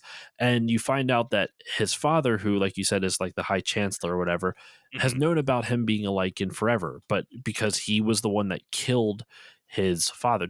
I'm sorry, did you cover that already? You No, I mentioned, hadn't really mentioned that, but yeah, okay. no. The High Chancellor responsible for killing Lucan's actual, like, Lycan father, Hmm. he felt bad and wanted to raise him. It's kind of like somebody who, a hunter who kills the mother wolf and then realizes that she just had puppies, and he suddenly gets a guilt pang. He's like, I don't want to let these, technically they're my enemy, but I don't really want them to starve to death. I guess I got to take care of them. And that's what he did. But Lucan even says, like, I was really just fighting for the survival of my own people. The Yeah. humans have been wiping us out. The vampires are using us as pawns. That's why I did all this, is because I wanted my own blood relatives to survive. And he even apologized to Galahad at the end. He's like, I never meant to get you involved in this, but I guess Hmm. we had no choice but to come into conflict. And literally the last quick time event in the game is you executing Sir Lucan. Yeah. And that's like Galahad's arc is like coming to grips with the fact that the order he has spent literally over a century of his life in Hmm. is a sham. Like Yeah. he's having to like it kind of reminds me of, did you ever play Final Fantasy 9? Yes, absolutely. Steiner's arc. Yes. It's very similar to Steiner's arc, which I won't spoil for those who have not played Final Nine, but Steiner's arc is similar in the sense that he is so stuck on the rigid nature of like, I'm a knight, I protect the queen, I follow orders, and that's it. And realizing that following orders is easy because you don't have to think. Once you are presented with nuance and the gray that is life and death decisions and everything that goes on outside of following orders, you start seeing the world differently. And Galahad in this game sees the world very differently at the end of this game because he goes from this loyal knight to like, shit, like the people we're protecting are the ones trying to kill everybody. the Hmm. the ones that were like the most help to our order are actually the people we're fighting. Like it's a big shell shock for him. And when he is asked to do it by the chancellor, he's like, you can't ask me to do this, like I shouldn't be doing this. And even though he does it because the high chancellor can't do it, he can't bring himself to kill his own son. It Hmm. Which honestly makes him simultaneously a great villain, but a sympathetic villain because you understand why he can't do it. He cares about Sir Lucan so much. Even Hmm. the voice performance, I don't know who was the voice actor for that. I'm not sure. Yeah. I will look it up while we're talking here, but um, the voice actor for the High Chancellor, like all the voice performances in this are fantastic. Like Hmm. really, Yeah, really, no, really well done. really, they also should have given a lot of credit to the voice actors, because there is no scene chewing. Everyone No. delivers their lines straight, very well done, with all seriousness, and it just helps set the mood so much. Now the thing is with Galahad, he's been alive for, I think at this point with the stuff, he's well into his like 150s, 160s. Although he looks like a man maybe in his mid to late 30s, early 40s at the best. And he's been, as you said, he's lived this entire life of being this rigid queen and country. I have sacrificed everything I could have ever had in the earthly, a normal life, to be the queen's knight and one of the Hmm. elite protectors of the realm. And at the end of the game, his dark night of the soul is that his boss has basically said, sorry, Galahad, everything was shitty, the whole thing's a lie, and you were just a puppet of the state. I can't kill my son. Enjoy. And you can stand there for as long as you goddamn want and You just let have to pull that Galahad trigger. sit, but you have to pull that trigger to end the game. Yeah. It's a I looked for brutal a way way. to I'm like, end it. is there a second way I could just knock him out? Can I walk? Can I leave? No, you have to pull that trigger. You have to become the killer. And at the end of it, he's just he makes a decision sometime after, because you get a little in-game cutscene where he's still wanting to be that knight, but now he's decided, well, I have to almost like be the Punisher. I have to be the independent slayer and Hmm. take on all the corruption. All the corruption. I'm trying to find. Okay, I found the voice actor for Lord Chancellor is Paul Gregory. I don't know that name No, well. just not That doesn't familiar. mean that it's. Let's see. What has he been in recently? He has two upcoming things, which is a movie in production. He plays a reverend in both of them. But Okay. he his most recent credits prior to these upcoming things are he was in a short called Mental Mistakes as a radio DJ. He was on an episode of NCIS as Senator McCormick Okay. back in 2019. He was in a cartoon called The Queen's Corgi in 2019. So yeah, it's 2019. I'm trying to see if there's any like bigger movies or like shows that I would have heard of. Well, it's hard to say because a lot of times, I mean, people who do voice work for video games, they still look at it like, oh, this is for little kids. I don't want to kind of have my name attached to it, which is a shame because they still do wonderful performances, but I don't think they get kind of the credit they deserve on their acting resumes. No. And like this one specifically, like I don't think this dude has done another video game. I think he only did this video game and he knocked it out of the park, man. Like he was Hmm. fantastic. Steve West was the voice of Sir Galahad, which his real name is Grayson, Hmm. which I keep forgetting they actually gave you. But this dude is like a full on like voiceover artist and actor. He does podcast series. He was in Diablo Immortal. He was in Tactics Ogre Reborn. Oh wow. Um, yeah, and a couple other stuff. But anyway, I won't keep reading. I won't keep going down this IMDb rabbit hole. But it's a really like the performances in this game are absolutely fantastic. Oh yeah, no, they really knocked it out of the park. And I mean, no, I don't think anybody really had a weak performance. I mean, some of them were like kind of like a little too laid back. Like Sir Lucan at times, I almost feel like he should have been like a Southern gentleman rather than a I knight could of the see that. order. Mhm, Um, but everyone in the main cast was incredibly strong, hit their marks, did an amazing job. mhm. It's again, so much of this game, the fucking league got buried in it because the entire sphere, the entire talk around it was what they said at the time, a 4-hour game length for way too much money, and this everything else that was good about this game, I think, got sort of lost in the static, essentially. Yeah, and again, that's why I kinda led with the whole cost versus length argument, not be for no other reason than sometimes it buries really good games, you know? Like, Hmm. this game was really good, it's really underrated in my opinion. I really wish more people would give it a shot, and I think we can use this to transition into final thoughts, unless there's any other things on the story you wanna talk about. No, I think we kind of covered it. I'm just saying that there will be a couple things if you're playing this game now, if you're bothered by nudity, expect that that is coming. Um, if you play this game, you will run into naked people.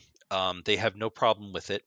Um, there will be a couple penises you will be running across. I Is kind there? of yeah. There is the scene with the brothel Oh, where yeah, yeah. they're shooting through, they wander through, and they happen to catch this prostitute in the middle of doing her business, and they need to talk to the guy she's with, and he stands up. There's the dick. Lord Hastings, when he right was he's about to turn into his vampire form, he opens up the robe. There we go, Doctor Manhattan on display. Um, Doctor Man. and it just like I said, if that bothers you, know it's coming. But it's not like a focus of the game. Just so if like your kids happen to be in the room and they want to like, Daddy, what's that? And I'm like, oh well, we got to have that discussion a little earlier than I suspected. Um, other than that, I mean, this is a really, honestly, a really good game that needs to be revisited.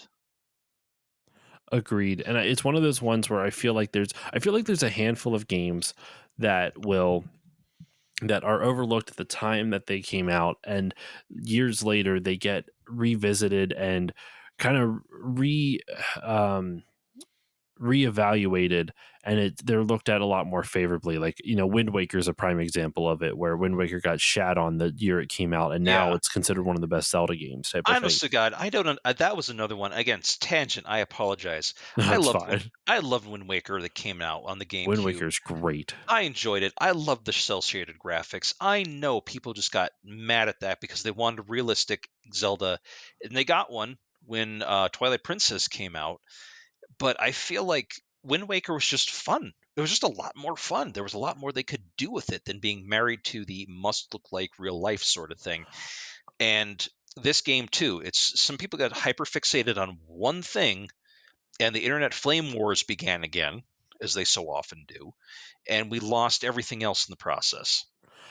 I'm with you on that, and I think it's interesting because like this game is an example of like I have this opinion that all games are good, sort of. Like I'm not saying that as like a it's more of like a philosophy than like like a declarative fact or statement or something like that.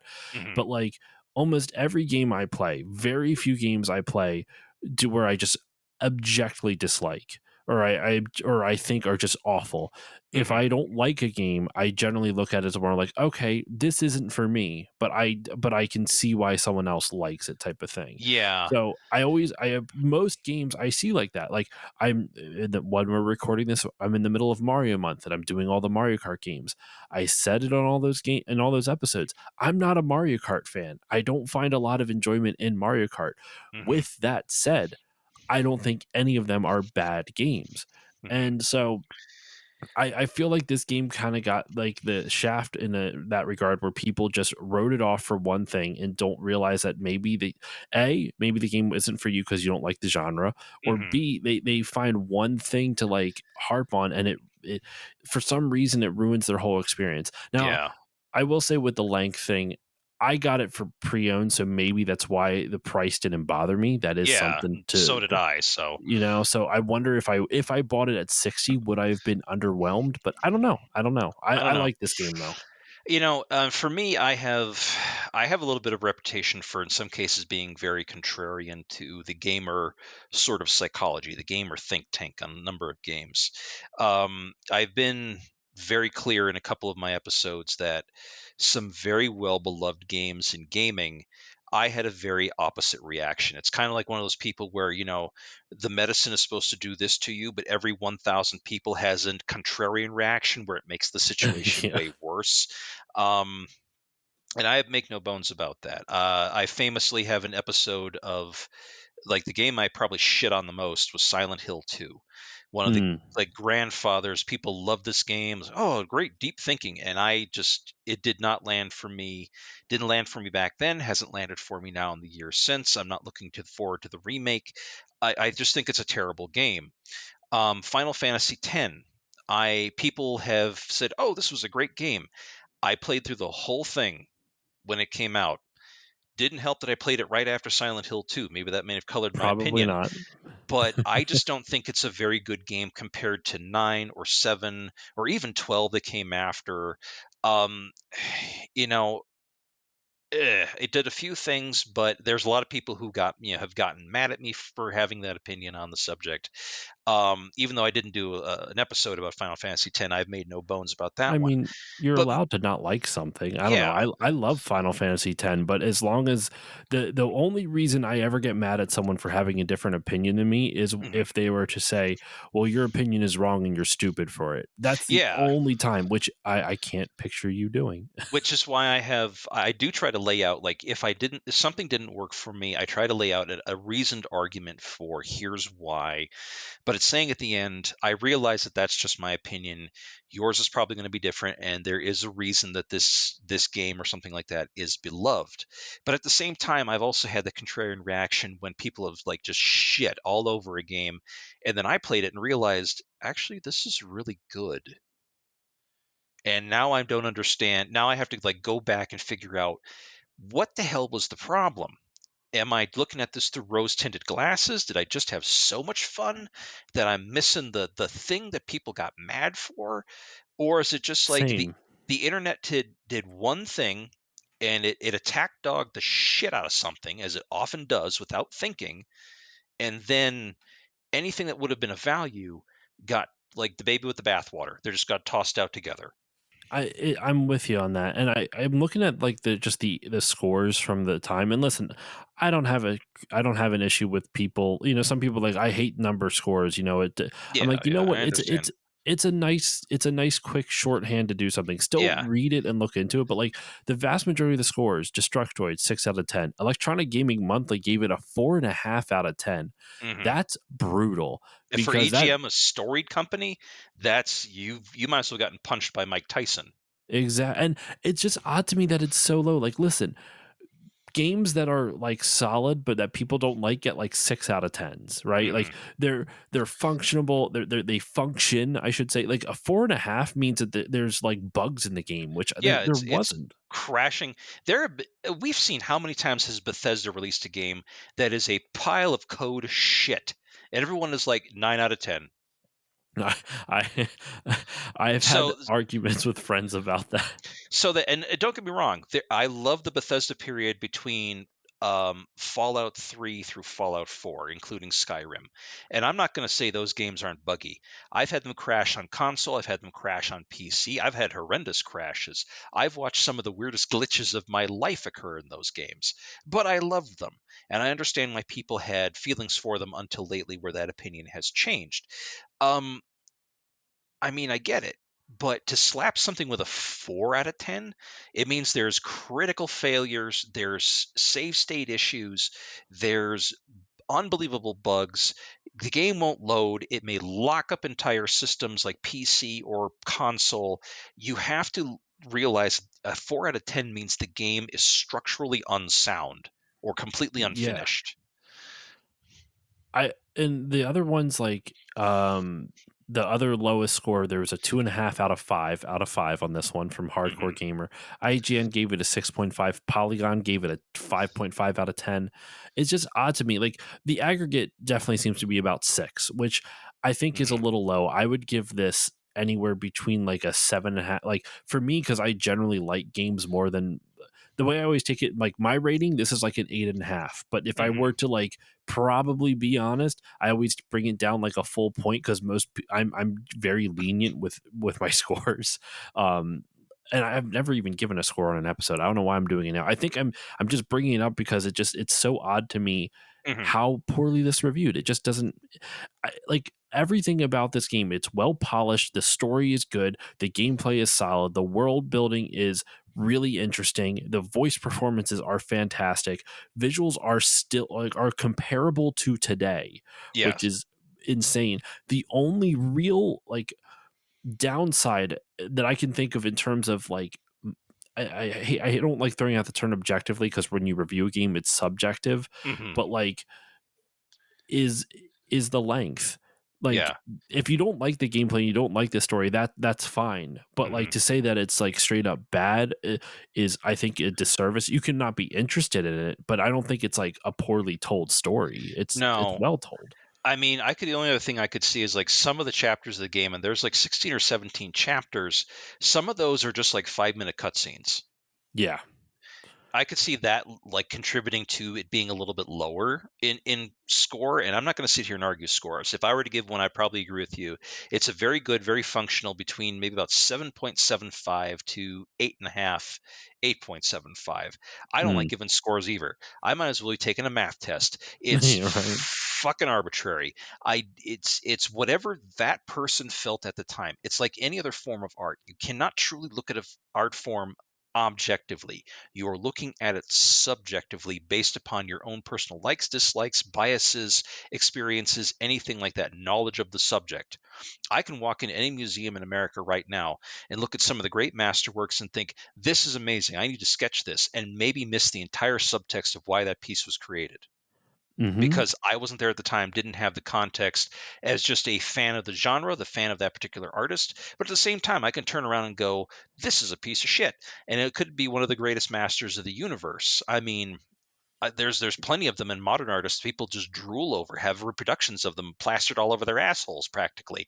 And I'm sitting there going, no, not me. Thanks, not my thing.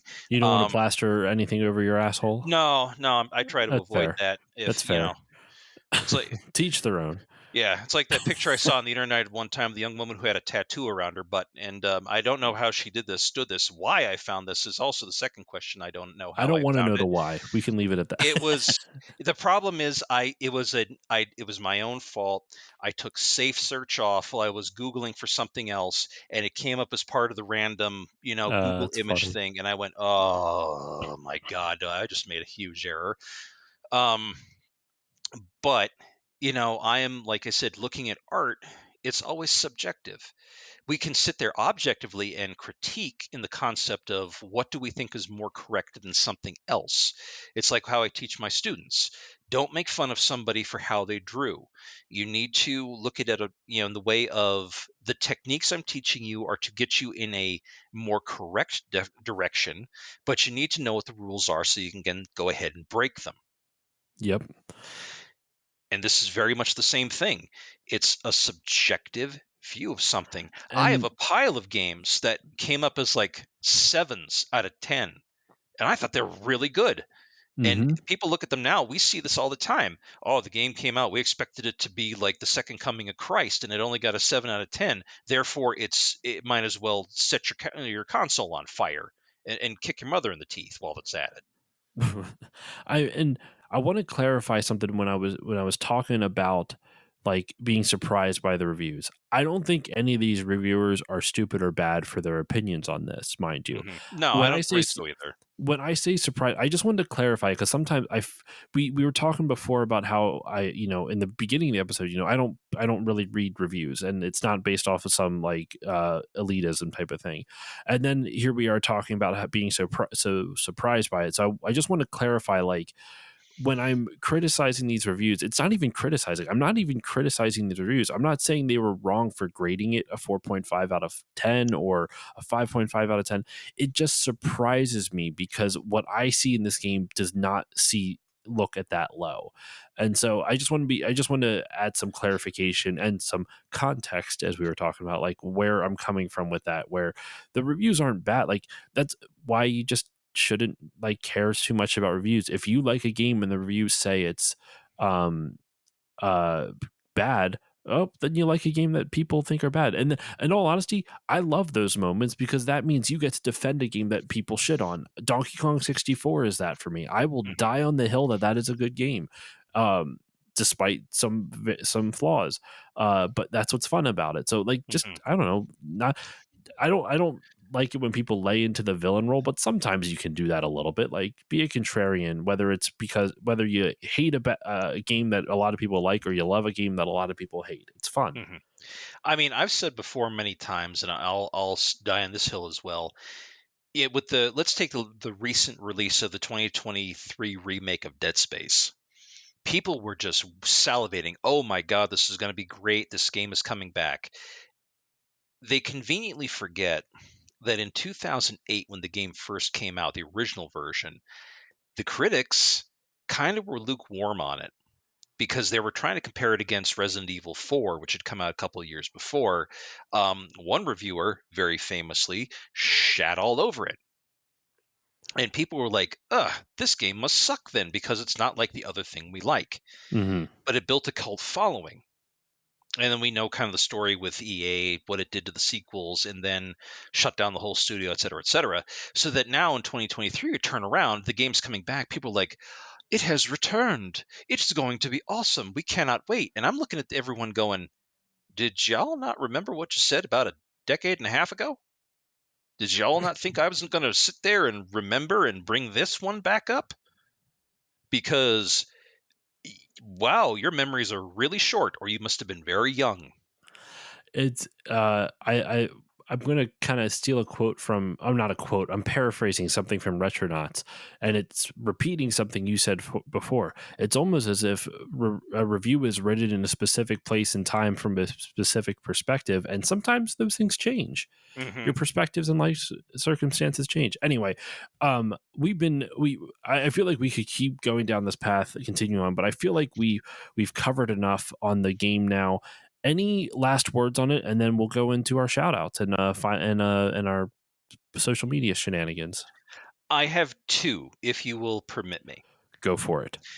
May I quote myself? Of course. Okay. Folks, I'm going to quote myself in my own review of this game because I think this is an apt description of what you can kind of expect with the Order 1886. And excuse me for quoting myself. This game is like some kind of Legend of the Seven Golden Vampires meets Jesus Christ Vampire Killer, written by a time displaced and forced at gunpoint Thomas Mallory, where Hunter S. Thompson is holding the gun while playing Gears of War. End quote. Mhm. Now, if this sounds like your type of game, really find thyself a copy of this game. Now, counterpoint to that, I have a couple thoughts that I think might have helped the Order 1886 out a little bit. Now, again, this is just my opinion. Everyone has something different, but Mhm. I think this is the part that may have made the game more memorable than it really was. Although it is a very, very good action game with a good plot, I think the Order 1886 would have been well served by ditching some of the action and going full survival horror. I mean, full gut munching, like monsters in the alleyway, vampires trying to kill us, survival horror. Like, you can keep the third person shooter perspective. Let us keep a few of the firearms. Let us have to look for ammo. Give us a few things. Like, if we're going to have vampires in the game, I mean, why not just pick up a repeating crossbow with silver tip? Boom, boom, boom, boom. Be able to put them down faster because bullets aren't working as well. We have to switch up between silver bullets and regular bullets depending on who we're fighting, and just darken the tone and really gone in. I am a knight. I am the last thing standing between total disaster and the safety of the empire, like a Hexen or a Blood or something like that, and Mhm. really just gone in full survival horror, because I think that would have helped it. They already have the plots, the bones are there. And while this is an awesome action game with supernatural elements, I think it would have helped it a little bit more had they followed a little bit more of the Silent Hill, Resident Evil sort of style of game. And I don't mean the old, like, fixed camera angle tank control kind. Yeah. I mean more of the post Resident Evil 4 kind, because let's be honest, Capcom knocked it out of the park with that game, and that game has touched everything from its own later parts of the franchise to God of War in how we handle this sort of thing. But Mhm. again, that's just my opinion. I think it would have helped it quite a bit more, especially considering some of the boss fights versus vampires and werewolves. Yeah. I would have just loved a absolute just lambasting throwdown with, guns, knives, and pretty much the entire kitchen sink to see if I survive at the other end. I am of two opinions with that. One, I agree. It would have served. It would have been well. It would have been a good idea to or to lean into a survival horror angle. Hmm. Lean into a survival horror angle. Hmm. The second opinion is I would hate that. I hate survival horror games. So as much as I think it would be a smart choice, it's something I would not have enjoyed. Which ties back into my earlier point of a game can be good and I not like it. And I would Hmm. agree with you that I think that would be a good fit, and I would absolutely hate it. But No, that's that that's just that my is own view at it. no, that is a fair opinion. I've talked a lot about that genre because it's one of my favorite aside from RPGs. So I have a lot of kind of foreknowledge of the tropes or something like that. Or even turning it into, like, if we want to keep actiony, still like darken down the tone, make it almost like a Nightmare Creatures sort of thing. Okay, I don't know if I've played that game, so I'll Oh have yeah, to well, look it's into it. I've talked about it before. It's a game of its time. I'll tell you this. And as much as I love it, it's very much a game of its late '90s time. But I think those things would have been, served it better. But I also understand your side of it. If that's not your thing, it's just not Yeah, your it's thing. just not my cup of tea. And you know what? It's one of those types of genres. I'm open minded enough to try again. It's just it's Hmm. just never really grabbed me. Anyway, oh, sorry, were you going to say something? No, no, no. I'm good. Okay.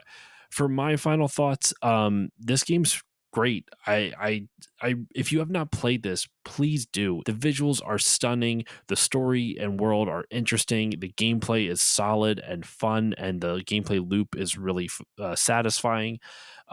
It's a little short, but in all honesty, as an adult with a full time job and a child, short's pretty fucking nice sometimes. I think, maybe for $20 is what it's being sold right now on PSN. If you want to buy it on like your PS5 or whatever, it's pretty fucking good. So I definitely recommend this game to anyone. But yeah, that's it. That's all we got for this conversation on the Order 1886. So, uh, Phil, thank you so much for joining me, man. This was awesome. This is a great way, a nearly, I don't know how much it's going to be after I edit, but times of recording, we're going to be over 2 hours worth of recording. So this is a great way to kick off Backlog Month. So I want to throw it over to you, man. Where can the good people find you online? And is there anything you'd like to promote?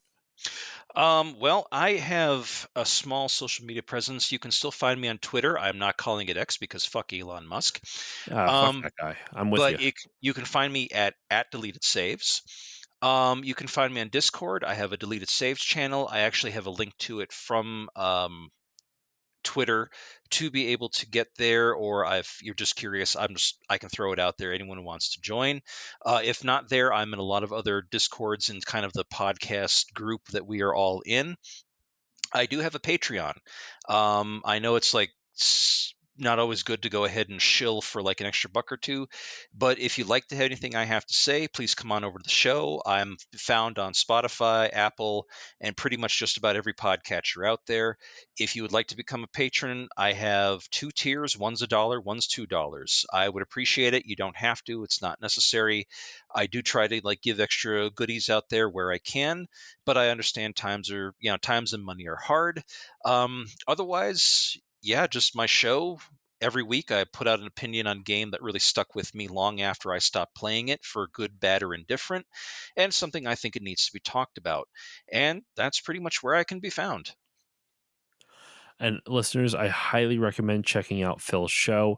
It's is much more bite sized than my shows, which I say as a compliment because, as I said before, sometimes it's just nice to have a short game. Sometimes it's nice just to have a podcast where you get it's clear, concise, and well written. And I love that about your show, man. I've listened to a bunch of episodes, and I really do enjoy it. So, um, thank you for joining me. This was awesome. For myself, you can follow me on Facebook, Twitter, Instagram, because like we said, fuck that, fuck the other name. It's Twitter, Mhm. Facebook, Twitter, Instagram, Blue Sky, Threads, Twitch at Still Loading Pod over there. I actually stream on Twitch man, when this episode comes out, who knows what if the schedule's still going to be there, but I'm going to say it as it still is every Tuesday and Saturday night, unless I am doing something else like recording a podcast. So yeah, you can find me over there. If you want to support the show, please consider giving it a 5-star rating or review on whichever podcasting app you choose. It helps more people find the show and it makes me feel warm and fuzzy. And I like feeling warm and fuzzy. You can also support the show over at patreon.com/stillloadingpod. For $1 a month. You'll get all the episodes a little bit earlier with better audio quality, as well as access to patron voting rights, which this episode is responsible for this episode. I do a whole big backlog month poll at the beginning of each year. Well, I'm starting to do that. I did it for the first time this year, and I'm going to be doing it again in January next year, where the listeners choose an entire month's worth of episode topics. So if you want to be like them, there's also quarterly polls. If you want to be like them and be able to vote in quarterly polls as well as the backlog month poll, that's all at the $1 level. For $3 a month, you get everything I mentioned prior, plus you get your name read at the beginning of the episode, like you heard here. So if you want to get your name read, that's this level. For $4 a month, you get everything I mentioned prior, plus 2 mini bonus episodes every month. And for $5 a month, you get all of this plus access to, well, actually, if this is coming out the month I think it's coming out, it's either Still Bonding is still going on, which is my monthly James Bond podcast where me and a bunch of friends bond over 007, or I will be on to another movie franchise. At the moment, I'm thinking of doing the Fast and Furious movies, and that series will be called Still Family. So we'll see what it is when we get to it. But yeah, that's patreon.com/stillloadingpod. Lots of cool stuff over there. Please go check it out. And that is it. That's all the time I have for you on this episode of Still Loading. Phil, thank you once again for joining me. Thank you. I very much appreciate being on. This was a blast. So, with all that said, listeners, I will see you all next time.